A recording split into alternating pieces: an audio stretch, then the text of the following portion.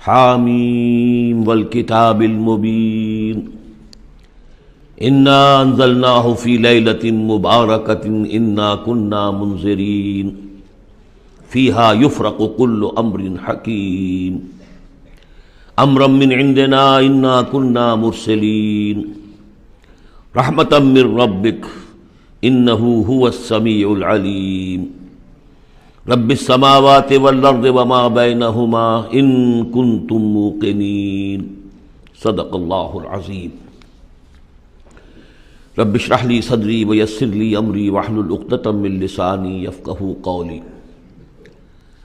اللہم ربنا الہمنا رشدنا واعذنا من شرور انفسنا اللہم ارنا الحق حقا وارزقنا اتباعہ وارنا الباطل باطلا وارزقنا اجتنابہ اللہم وفقنا لما تحب وترضى وتقبل منا فإنك خیر المتقبلین اللہم ربنا آنس وحشتنا فی قبورنا وارحمنا بالقرآن العظیم اللہم اجعلہ لنا اماما ونورا وہدا ورحمہ اللہم ذکرنا منہ ما نسینا وعلمنا منہ ما جہلنا وارزقنا تلاوتہ آناء اللیل وآناء النہار واجعلہ لنا حجتا یا رب العالمین آمین۔ ہم سورہ دخان شروع کر رہے ہیں۔ بسم اللہ الرحمن الرحیم۔ حامیم والکتاب المبین۔ اس سے پہلی سورہ زخرف ہم پڑھ چکے ہیں، اور سورہ زخرف میں اور سورہ دخان میں وہی نسبت زوجیت ہے، یہ دونوں صورتیں جوڑے کی شکل میں ہیں۔ چنانچہ آغاز بالکل وہی ہے، حامیم والکتاب المبین۔ حامیم قسم ہے اس روشن کتاب کی، واضح کتاب کی، اور قسم کے بعد مقسم علیہ یہاں نہیں ہے، وہ میں بتا چکا ہوں۔ ان تمام صورتوں میں گویا کہ محذوف ہے مقسم علیہ۔ قسم کس بات پر کھائی؟ یاسین والقرآن الحکیم انک لمن المرسلین، تو انک لمن المرسلین یہاں پر محذوف مانیے۔ گواہ ہے یہ قرآن، روشن قرآن، کہ اے محمد آپ اللہ کے رسول ہیں، یہ آپ کی رسالت کا ثبوت ہے، قطعی ہے۔ اور دوسری نسبت جو ہے ان دونوں صورتوں میں، وہاں ذکر تھا کہ یہ قرآن جو ہے ہمارے پاس ہے، اصل قرآن، وَإِنَّهُ فِي أُمِّ الْكِتَابِ لَدَيْنَا لَعَلِيٌّ حَكِيمٌ، یہ قرآن جو ہے اصل تو ہمارے پاس ہے، لوح محفوظ بھی اسے کہا گیا ہے آخری پارے میں، اور کتاب و مقدون بھی کہا گیا اسے سورہ واقعہ میں، یہاں ام الکتاب کہا گیا تھا، وہاں ہے اصل قرآن۔ اب وہاں سے اس کے نزول کا ذکر جو ہے وہ اس سورہ مبارکہ کے شروع میں ہو رہا ہے، تو گویا کہ مضامین کی یہ مشابہت ہے۔ انا انزلناہ فی لیلۃ مبارکہ، ہم نے اس کو نازل کیا ہے ایک مبارک شب میں۔ یہ عشرہ جسے کہ حضور نے کہا ہے کہ آخری عشرہ جو ہے عتق من النار، آگ سے چھٹکارا پانے کا ہے۔ جس نے یہ عشرہ پایا زندگی میں اور پھر بھی اس کی اصل قدر نہ کی اور آگ سے چھٹکارا نہ پایا، تو بڑا ہی بد نصیب ہوا۔ تو اسی میں لیلۃ القدر ہے، اور لیلۃ القدر پر ایک مکمل صورت ہے آخری پارے میں، انا انزلناہ فی لیلۃ القدر۔ لیکن قرآن مجید میں اہم مضامین چونکہ کم از کم 2 مرتبہ آتے ہیں، وہی مضمون یہاں بھی ہے۔ لیلہ مبارکہ اور لیلۃ القدر ایک ہی شے ہے، ایک ہی رات کا نام ہے۔ انا انزلناہ فی لیلۃ المبارکۃ، ہم نے اس کو نازل کیا ایک بڑی مبارک شب میں۔ انا کنا منذرین، ہم ہیں خبردار کر دینے والے۔ رسالت کا اصل مقصد، کتابوں کا اصل مقصد انذار، خبردار کرنا۔ یا ایھا المدثر قم فانذر، کھڑے ہو جائیے، کمر کسیے اور خبردار کر دیجئے لوگوں کو کہ زندگی یہی زندگی نہیں ہے، یہ تو زندگی کا بڑا ہی ایک چھوٹا سا حقیر سا دیباچہ ہے، اصل زندگی تو موت کے بعد ہے۔ وَإِنَّ دَارَ الْآخِرَةَ لَهِيَ الْحَيَوَانُ لَوْ كَانُوا يَعْلَمُونَ فِيهَا يُفْرَقُ كُلُّ أَمْرٍ حَكِيمٍ، اس لیلہ مبارکہ میں تمام پختہ فیصلے طے پا جاتے ہیں۔ ہم سورہ سجدہ میں پڑھ چکے ہیں کہ اللہ تعالیٰ کی جو تدبیر ہے، اس کائنات کی جو تدبیر فرما رہا ہے، تو ایک تو اس کی سکیمز بنتی ہیں، اس کے منصوبے بنتے ہیں، اس کے نقشے بنتے ہیں جو 1000 سال کے ہوتے ہیں۔ اللہ کا ایک دن 1000 سال کا ہے۔ یدبر الامر من السماء الى الارض ثم یعرج الیہ فی یوم کان مقدارہ 1000 سنۃ مما تعدون۔ لیکن پھر ہمارے حساب سے جو ہر سال کا معاملہ آتا ہے، تو یہ بھی ایک رات ایسی ہے سال کی۔ یہ اس یوں سمجھیے کہ جو کاسمک جو ایک امپائر ہے اللہ تعالیٰ کی، عظیم مملکت ہے یہ، اس کاسمک امپائر کی یہ بجٹ سیشن ہے سال کا، اور اس میں سال کے اندر ہونے والے سارے واقعات کے ضمن میں جو کچھ ہونا ہے وہ فیصلے طے پا کر، اور یفرقو کا صحیح مفہوم ہوگا ایشو کر دیے جاتے ہیں۔ فرق کہتے ہیں علیحدہ کر دینا، گویا کہ اس رات وہ فیصلے ایشو کر کے اور ملائکہ کے حوالے کر دیے جاتے ہیں۔ تو چونکہ یہ رات وہ عظیم رات ہے کہ جس میں تمام سال کے فیصلے طے پا کر اور ملائکہ کے حوالے کر دیے جاتے ہیں کہ اب ان کی امپلیمنٹیشن کرو، وہ سول سروس ہے، وہ بیوروکریسی ہے اس کائناتی حکومت کی۔ تو اسی رات کو اللہ نے اس قرآن کو لوح محفوظ یا ام الکتاب سے اتار دیا سمائے دنیا تک۔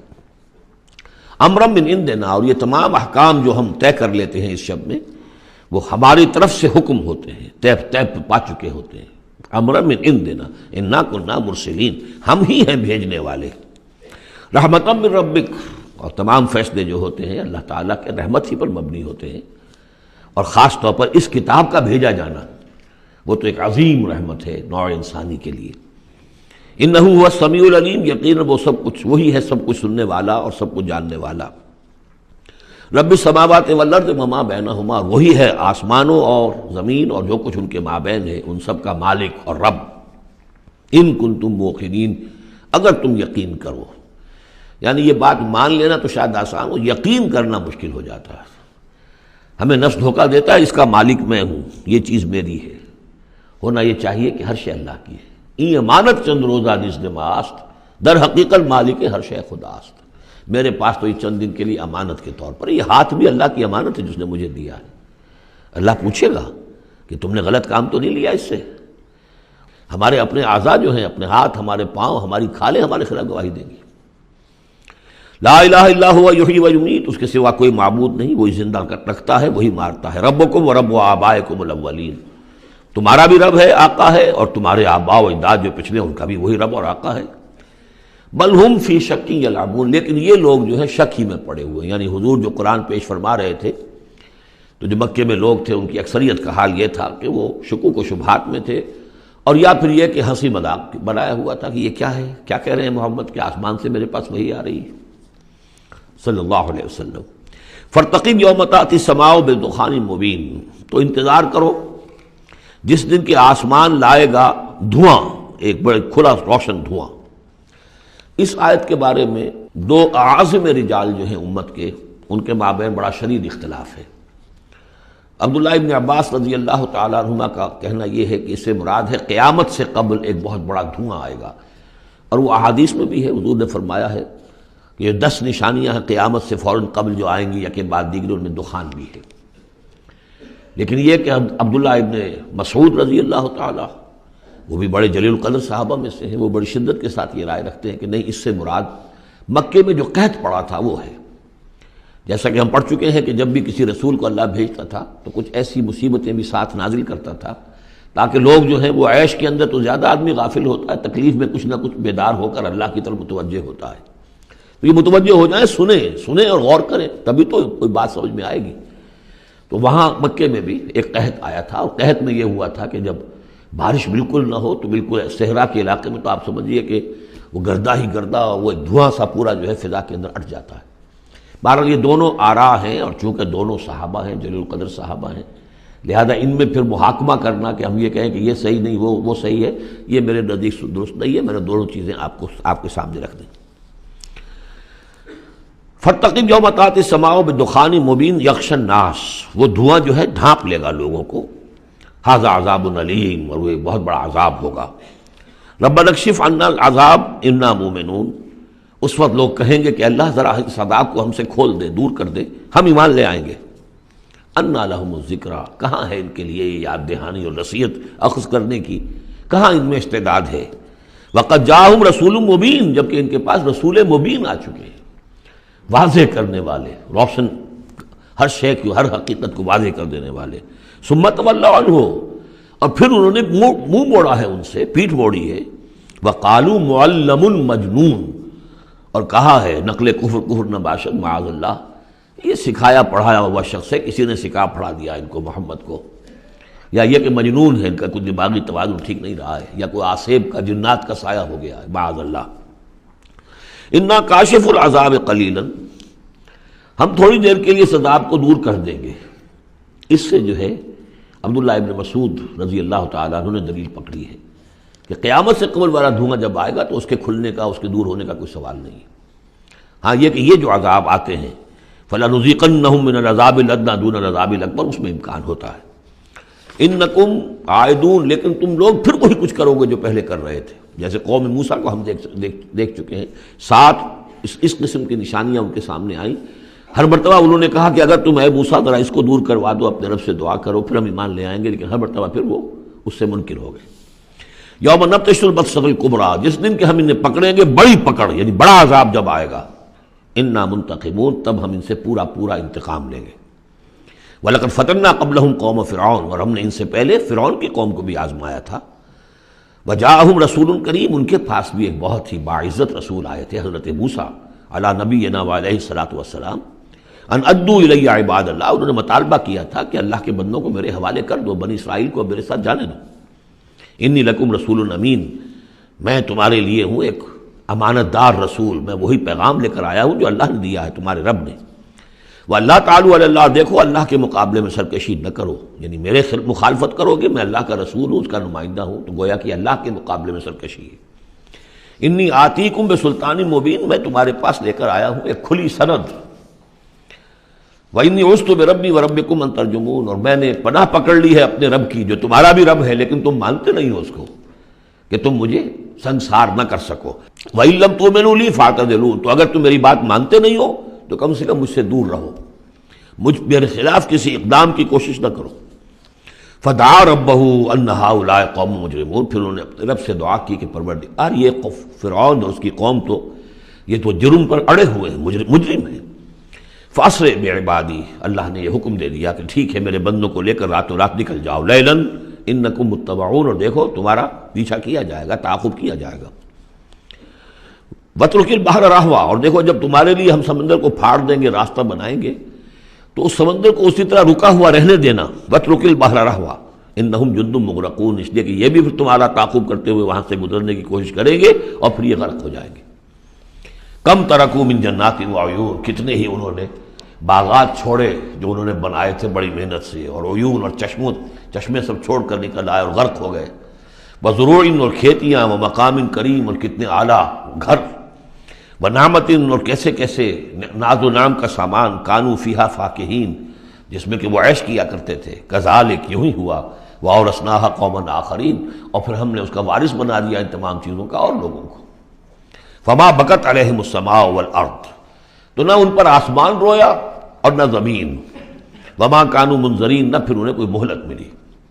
وَلَقَدْ نَجَّيْنَا بَنِي إِسْرَائِيلَ مِنَ الْعَذَابِ الْمُهِينِ، اور ہم نے بنی اسرائیل کو اس ذلت آمیز عذاب سے کہ جس میں کہ قوم فرعون نے انہیں مبتلا کیا، وہ نجات دے دی، من فرعون سے۔ انہ کان عالیہ من المسرفین، وہ تو حد سے بڑھ جانے والا بھی تھا اور سرکش بھی بہت تھا۔ ایک تو شخص صرف یہ کہ معصیت کا ارتکاب کرتا ہے، گناہوں کا ارتکاب کرتا ہے، حد سے گزر جاتا ہے، ایک یہ کہ سرکش بھی ہوتا ہے، دوہرا جرم۔ وَلَقَدْ اخْتَرْنَاهُمْ عَلَىٰ عِلْمٍ عَلَى الْعَالَمِينَ، اور ہم نے بنی اسرائیل کو علم کے باوجود ہم نے انہیں پسند کیا تھا تمام جہان کی قوموں پر، یعنی بنی اسرائیل کی جو بھی خرابیاں یا کوتاہیاں وہ بھی ہمارے علم میں تھیں، لیکن یہ کہ پھر بھی ہم نے انہیں قبول کیا۔ اور واقعہ یہ کہ بہت بڑی ان کو اللہ تعالیٰ نے ان کو بڑی فضیلت دی۔ 2 مرتبہ سورہ بقرہ میں وہ آیت ہم پڑھ چکے ہیں، یا بنی اسرائیل اذکروا نعمتی التی انعمت علیکم وانی فضلتکم علی العالمین۔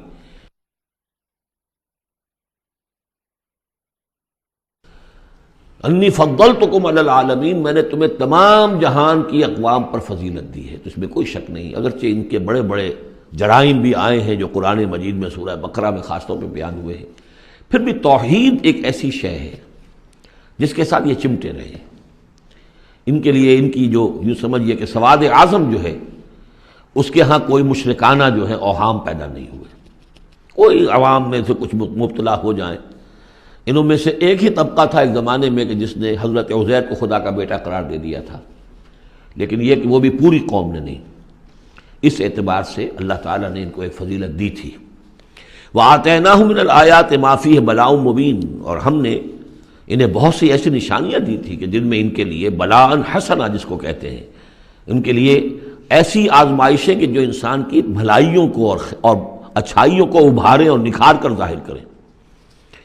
ان ہؤلاء لیقولون، لیکن یہ لوگ جو ہیں وہ یہ کہہ رہے ہیں، یعنی یہ مکے والے، اب ذکر کر کے بنی اسرائیل کا، چونکہ مکی صورتیں ہیں، اب آئے ہؤلاء، یہ لوگ جو ہیں لا یقولون، وہ یہ کہتے ہیں ان ہی الا موتتنا الاولی وما نحن بمنشرین، بس یہ ایک ہی موت ہوگی ہماری کہ جو ہونے والی تھی، باقی یہ کہ ہم اب اٹھنے والے نہیں ہیں، دوبارہ ہمیں نہیں اٹھایا جائے گا، اور ہمارا بعث بعد الموت پر عقیدہ نہیں ہے۔ فاتوا بآبائنا ان کنتم صادقین، اگر تم کہتے ہی ہو کہ مرنے کے بعد یہ اٹھنا ہے تو اچھا پھر ہمارے آباء و اجداد کو زندہ کر کے لا کے دکھاؤ، ہم مان لیں گے۔ اہم خیر ام قوم تبع، کیا وہ بہتر ہیں یا تبع کی قوم؟ یہ تبع جو ہے یہ لقب تھا یمن کے بادشاہوں کا، جیسے مصر کے بادشاہوں کا لقب تھا فرعون، اور عراق کے بادشاہوں کا تھا نمرود، اسی طریقے سے یہ تبع کہلاتے تھے کہ جو یمن کے بادشاہ ہوتے تھے۔ والذین من قبلہم، اور وہ لوگ کہ جو ان سے پہلے تھے، اہلکناہم انہم کانوا مجرمین، ہم نے ان سب کو ہلاک کیا، وہ سب مجرم تھے، گناہ گار تھے۔ وما خلقنا السماوات والارض وما بینہما لاعبین، اور ہم نے آسمانوں کو اور زمین کو اور جو کچھ ان کے مابین ہے کوئی کھیل کے طور پر تو تخلیق نہیں فرمایا۔ ما خلقناہما الا بالحق، ہم نے نہیں بنایا ان کو مگر حق کے ساتھ۔ ولکن اکثرہم لا یعلمون، لیکن ان کی اکثریت علم نہیں رکھتی۔ ان یوم الفصل میقاتہم اجمعین، یقیناً وہ فیصلے کا دن، یہ ان کے وقت معین ہے ان سب کے لیے۔ یوم لا یغنی مولا عن مولا شیئا، جبکہ کوئی ساتھی، دوست، رفیق، حمایتی کسی دوسرے کے کام نہیں آ سکے گا۔ ولا هم ینصرون، نہ ان کی کوئی مدد کی جائے گی۔ الا من رحم اللہ، سوائے اس کے کہ جس پر اللہ رحم فرما دے۔ انہ هو العزیز الرحیم، یقیناً وہ زبردست ہے، رحم فرمانے والا۔ ان شجرۃ الزقوم، اس کا پہلے بھی ذکر ہو چکا ہے، زقوم کا جو درخت ہے، طعام الاسیم، وہ گناہ گاروں کا کھانا ہے جو انہیں راشن ملے گا جہنم میں، کالمہل یغلی فی البطون، اور وہ جب وہ بھوک کے مارے کھائیں گے، حالانکہ نہایت بد شکل ہوگا، بد زیب ہوگا، بد ذائقہ ہوگا، بدبودار ہوگا، لیکن یہ کہ بھوک کی شدت سے بےتاب ہو کر کھائیں گے، لیکن جب وہ اپنے پیٹوں کو بھریں گے اس سے تو وہ جا کر کھولے گا اندر، جیسے کہ پانی کھولتا ہے ابلتا ہوا، اس طرح ان کے پیٹوں کے اندر جا کر وہ کھولے گا، جیسے کہ پگھلا ہوا تانبا کھولتا ہے، کغلی الحمیم، جیسے کہ پانی کھولتا ہے، جبکہ خذوہ فاعتلوہ الی سواء الجحیم، پھر کہا جائے گا پکڑو اس کو اب اور دھکیل کر اسے لے جاؤ عین بیچوں بیچ جہنم کے۔ ثم صبوا فوق راسہ من عذاب الحمیم، پھر اس کے سر کے اوپر ذرا کھولتے پانی کے تریڑوں کا عذاب دو، ذق، چکھو، انک انت العزیز الکریم، یقیناً تم تو بڑے زبردست ہو، بڑے باعزت ہو۔ اب ابو جہل سے کہا جائے گا نا تمہیں تو بڑا فخر تھا، تم تو بہت اکڑتے تھے، اے ولید بن مغیرہ تمہیں اپنی دولت پر، جائیداد پر بڑا فخر تھا، اب چکھو یہ مزہ، ذق انک انت العزیز الکریم، ان ھذا ما کنتم بہ تمترون، یہ وہ چیز ہے جس کے بارے میں تم دھوکے میں پڑے ہوئے تھے یا شک کر رہے تھے۔ ان المتقین فی مقام امین، اس کے برعکس جو متقی ہوں گے اللہ کے بندے، وہ ہوں گے بڑے امن والی جگہ پر، پرسکون، فی جنات و عیون، باغات میں اور چشموں میں، یلبسون من سندس و استبرق متقابلین، لباس انہوں نے پہنا ہوگا جو باریک ریشم کا بھی ہوگا اور گاڑھے کا بھی، یعنی یہ کہ انسان کا جو نیچے کا حصہ لباس ہوتا ہے وہ گاڑھا ہوتا ہے، گاڑھا ریشم، اور اوپر جو ہے وہ باریک ریشم، متقابلین، ایک دوسرے کے سامنے رخ کر کے بیٹھے ہوں گے، کذالک، ایسے ہی ہوگا، وزوجناہم بحور عین، اور ہم ان کی شادی کر دیں گے، ان کو بیاہ دیں گے حوروں سے کہ جو بڑی بڑی آنکھوں والی ہوں گی، یدعون فیہا بکل فاکہۃ آمنین، پھر وہ آرڈر کریں گے، بنائیں گے، طلب کریں گے اس میں ہر طرح کی چیز، بڑے اطمینان کے ساتھ جو پھل چاہیں گے آرڈر دیں گے۔ لا یذوقون فیہا الموت الا الموتۃ الاولی، اب انہیں موت نہیں آئے گی، وہ موت جو آ چکی بس اس کے بعد اب کوئی موت نہیں، اب جنت میں ہمیشہ ہمیشہ کا قیام ہوگا۔ ووقاہم عذاب الجحیم، اور اللہ تعالیٰ نے ان کو بچا لیا ہے عذاب جہنم سے۔ اللہم ربنا اجعلنا منہم، اللہ تعالیٰ ہمیں بھی ان میں شامل کرے۔ فضلا من ربک، اور یہ فضل ہوگا تیرے رب کی طرف سے، یقیناً ان کے اعمال بھی ہوں گے، ان کی اپنی محنتیں بھی ہوں گی، لیکن یہ کہ صرف محنت اور صرف عمل نہیں، اللہ کا فضل، اس کا کرم، اس کی رحمت بھی ضروری ہے۔ ذالک هو الفوز العظیم، یقیناً یہ بہت بڑی کامیابی ہے۔ فإنما یسرناہ بلسانک لعلہم یتذکرون، تو ہم نے اے محمد صلی اللہ علیہ وسلم اس قرآن کو آپ کی زبان پر آسان کر دیا ہے۔ یہ بڑی فصیح زبان ہے قرآن کی، عربی زبان جو ہے کوئی ثقیل نہیں ہے، آپ مقامات حریری کتاب پڑھ کر دیکھیے، ایک ایک حرف کے اوپر جو ہے اتنے بھاری بھرکم الفاظ، اور جو یوں سمجھیے کہ جو بہت ہی نامانوس الفاظ ہوں استعمال کرتا ہے۔ ایک شخص اپنا دکھانا چاہتا ہے کہ میری ووکیبلری اتنی ہے، لیکن اللہ کے سامنے تو مقصد یہ ہے کہ لوگ سمجھ جائیں۔ اللہ کو اپنے علم کا مظاہرہ مقصود نہیں ہے، بلکہ یہ کہ تاکہ لوگ سمجھیں۔ تو بہت سادہ، سہل ممتنع جس کو کہا جاتا ہے عربی زبان میں، سہل ممتنع، فصاحت و بلاغت کی معراج، لیکن بہت آسان۔ فإنما یسرناہ بلسانک لعلہم یتذکرون، تاکہ وہ اسے نصیحت اخذ کریں، اس کو سمجھ سکیں۔ فرتقب انہم مرتقبون، تو اے نبی آپ بھی انتظار کیجئے، یہ بھی انتظار کر رہے ہیں۔ فرتقب اسی کے آگے وہ دخان مبین جو آنے والا ہے، گویا کہ اس کی پیش کی خبر دے دی گئی کہ اب وہ عذاب تم پر جو آئے گا، وہ عذاب کہ جس کی عبداللہ ابن مسعود رضی اللہ تعالیٰ عنہ کے نزدیک وہ قحط کا عذاب تھا۔